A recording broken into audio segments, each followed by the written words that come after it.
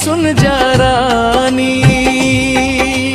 दिल में बस गे हव तोला मोर, आज तोर जवाब दे दे जवानी। ओ रानी, ओ रानी, साहू के दीवानी बन जा रानी।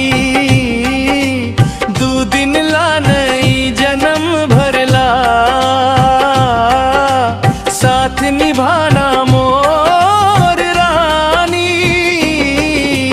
साहू के दीवानी बन जा रानी, मैया के कहानी सुन जा रानी। टहलायन तब गोली चला थे, सीधर दाई माँ लग जाते।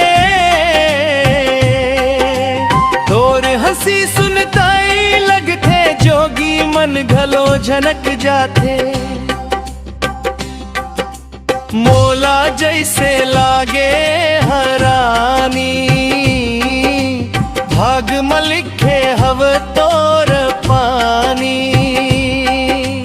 तोर संग चलूं जिंदगी भर, कह दे बस हाँ मोर रानी। ओ रानी, ओ रानी, साहू के दीवानी बन जा रानी।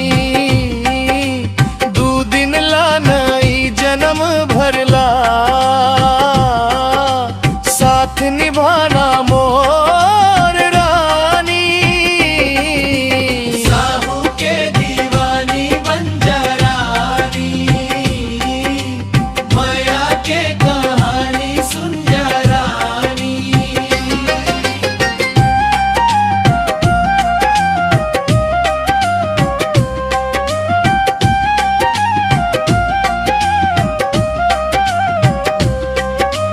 दूसरा अलकरा तोर चर्चा,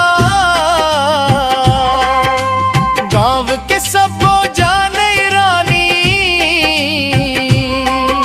साहूला काबू कर दी है सतोर माया के जादू रानी। ते सब मासी जी सिखाइल, तोर चलना एकदम कीलर। तोर मया बरसा हुरी आज, दिल मा भर दे फुल फिल्टर। ओ रानी, ओ रानी, साहू के दीवानी बन जा रानी।